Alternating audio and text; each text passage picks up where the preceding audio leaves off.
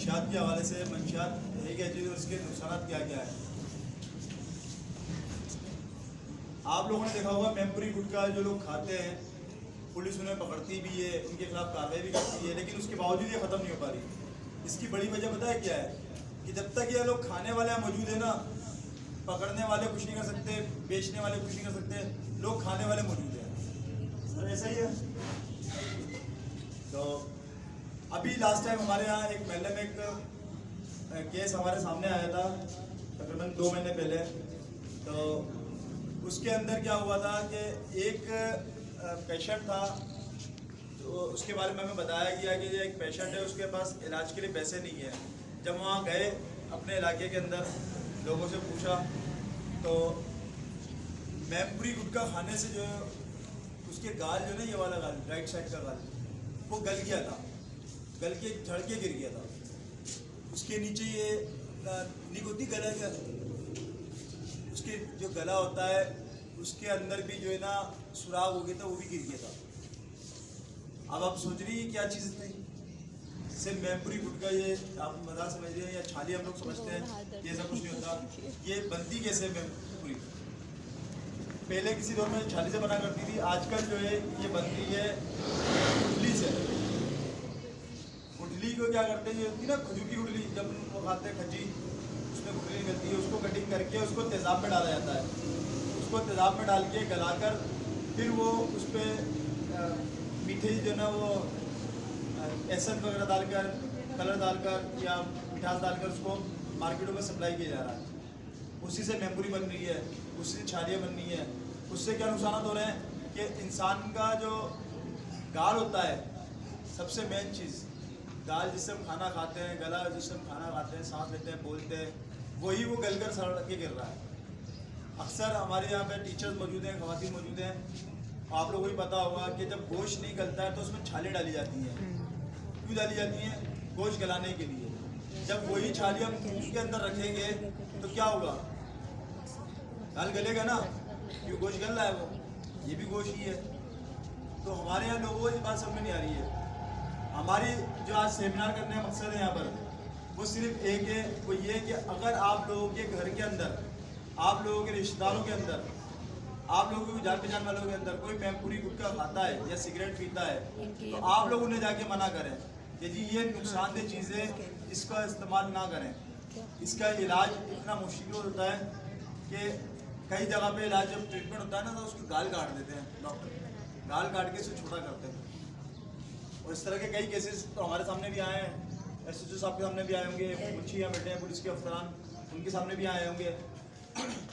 तो इस तरह से ये बीमारी फैल रही है, क्योंकि हमारे यहाँ लोग जो है ना, नौजवान नस्ल के बच्चे जो हैं ख़ासतौर पे, वो शौक में छालियाँ बहुत खाते हैं।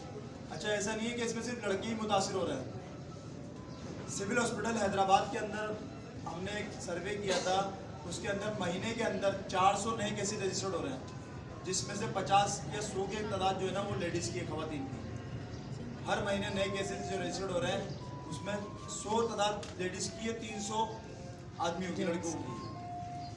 तो कहने का मकसद ये है, आप लोगों से हमारी रिक्वेस्ट ये है कि अगर आप लोगों के हल्का बाप में कोई मेमपुरी गुटखा छालियाँ खाता है तो आप उसे मना करें, क्योंकि पुलिस पकड़ के थक गई, लोग संदान में आके थक गए, कोई किसी की नहीं सुनना। अब हम आए आप लोगों के पास, बच्चों के पास, क्या आप लोग मना करें?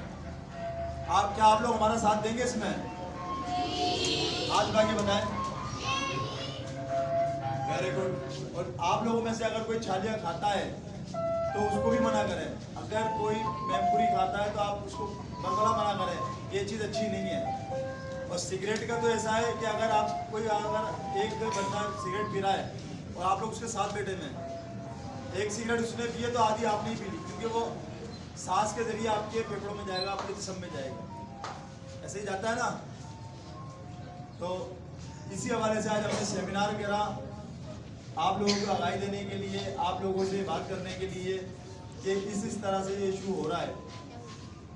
और आप लोगों को जान के खुशी होगी कि हमने इससे पहले जो सेमिनार किया था 2-3 स्कूलों के अंदर, वहाँ के कुछ पेरेंट्स भी आए, कुछ हमारे पास टीचर्स भी आए, उन्होंने आके हमें बताया कि जी कुछ बच्चे इस तरह का नशा करते थे या खाते थे, उन्होंने छोड़ दिया। और अगर कोई किसी को मुंह के अंदर खास तौर पर छाला हो जाए या कोई से कट लगता है तो फ़ौरन सिविल हॉस्पिटल हैदराबाद से रब्ता करें, क्योंकि पहले इसके 6 स्टेजेस हैं। अगर 3 स्टेजेस तक तो सिविल हॉस्पिटल में इलाज हो रहा है, चौथे स्टेज में आपको निम्न हॉस्पिटल जामशोर जाना पड़ेगा इसके लिए, क्योंकि ये इलाज बहुत महंगा है। अभी हमारे यहाँ केस हुआ था तो शायद अब्दुल सलाम अब्बासी साहब तुझे जानते हो, अबरार भाई गई नंबर 3 के रिहायशी हैं, उनको 6 इंजेक्शन लगे हैं। एक इंजेक्शन की कीमत 48,000 रुपये थी। पूरे ट्रीटमेंट का उनका खर्चा 6 लाख रुपये आया है सिर्फ 2 महीने का। तो आप समझ सकते हैं कितना महंगा इलाज है ये। उसके बाद भी वो कह रहे हैं कि बस मेरे अल्लाह करके छोड़ दिया है, अच्छी चीज़ नहीं है, नहीं है। तो मैं अब हमारे मेहमान जनाब मोहम्मद रेस खान साहब से दरख्वास्त करूँगा कि वहाँ आएँ और अपने खैरत का इज़हार करें। आपकी पूरी तारीफ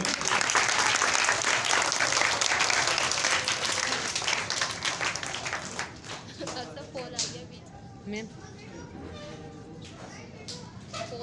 फाइन भाई देख लेंगे।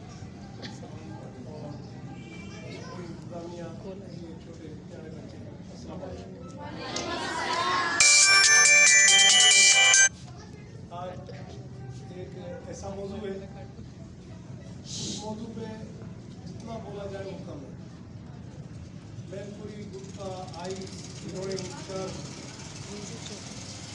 शराब, फोन में नहीं देखा, हाथ में फोन देख रहा हम अपने तौर पर बहुत कोशिश कर रहे हैं और कोशिश की भी है कि इस मुआशरे को, इस इलाके को जहाँ तक हमारी हदूद है उसको पाक किया जाए। इसमें मैनपुरी गुटखा एक ऐसा मर्ज है जो हर घर में इधर तकरीबन खाया जाता है। कोई ऐसा किस्मत से, मैं तो कहता तकरीबन 70% दुनिया की जो हद है, 30% लोग तो ऐसा होंगे, ताकि 70% लोग में ये आम इस्तेमाल। ये छोटे बच्चे, ये इनको अवेयरनेस दी जाए ताकि ये अपने घर में जाकर कुछ बातें करें, छोटी बातों से बड़ों पे कुछ ना कुछ असरअंदाज होता है। यहाँ का जो ये, जब तक हम अपने दिल में तहिया नहीं करें कि भाई हमें ये नहीं करना, जब तक हम इस माशरे को पाक और साफ नहीं कर सकते। इसमें आप लोगों का बहुत अमल दखल है, यहाँ के मासूम बच्चों का और आप लोगों के यहाँ बैठे हुए कि वो जाकर उनको आगाही दें कि इसका क्या नुकसानात है, ताकि आज के सेमिनार से अगर 10 आदमी भी हमारे इस लानत से दूर हो गए तो ये हमारी कामयाबी है। जैसा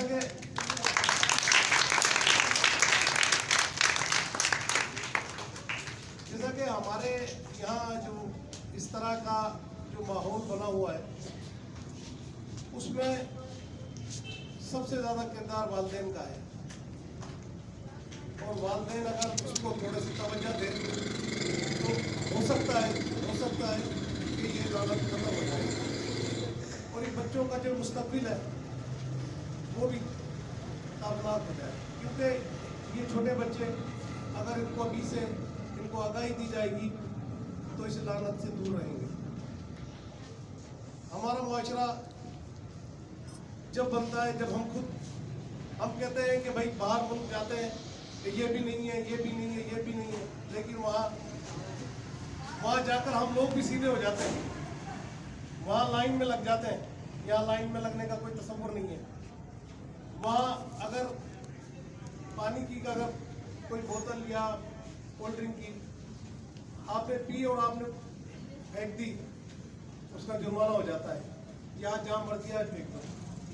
तो इसलिए बाहर का मुआशरा और हमारे मुआशरा, उसमें उन्होंने खुद ने अवेयरनेस ली है। वहाँ के जो अवाम में उन्होंने सोचा कि ये गलत है, ये सही है। इसलिए आप लोगों को इस बारे में खुद फैसला करना पड़ेगा, कौन गलत है कौन सही है। अपने बच्चों को, आप लोगों को मैं यही कहूँगा कि आप अपने घरों में अवेयरनेस दें ताकि इस लानत से छुटकारा मिले। लेकिन हमारी कोशिश है, इंशाल्लाह हम कर रहे हैं और करते रहेंगे। शुक्रिया, थैंक यू।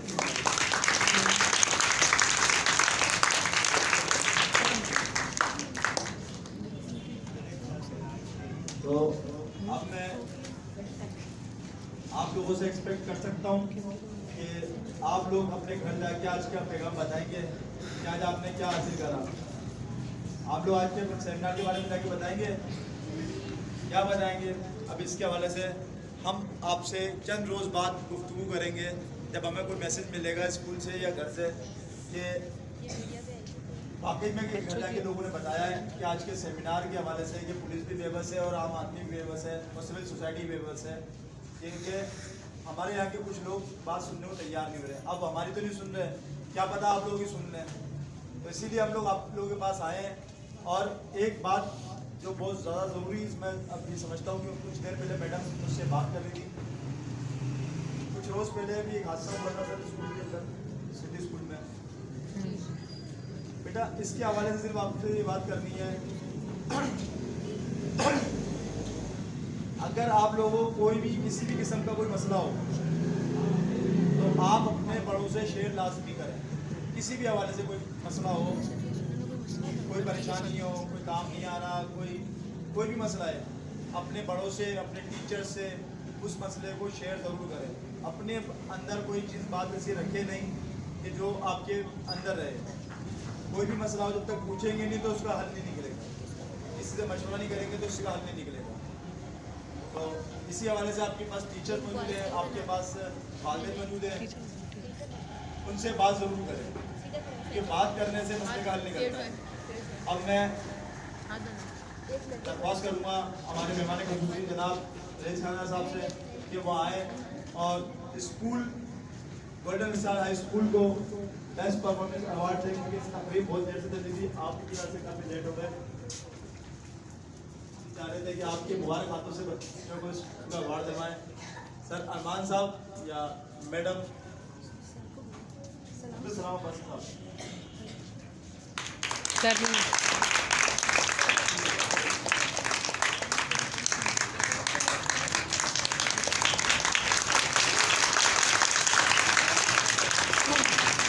ये अवार्ड स्कूल का आप लोगों की वजह से मिला है, क्योंकि आप लोग अच्छा पढ़ रहे हो, अच्छा काम कर रहे हो, ठीक है। और मैंने आज के काफ़ी टाइम से मैं देख रहा हूँ कि आपको स्कूल के अंदर, और आज जो हमने प्रोग्राम किया, सेमिनार किया, आपने काफ़ी देर तक हमें बर्दाश्त भी किया, सुना भी, और इसी हवाले से हम आपसे एक्सपेक्ट कर सकते हैं कि आप हमारे साथ ताउन करेंगे।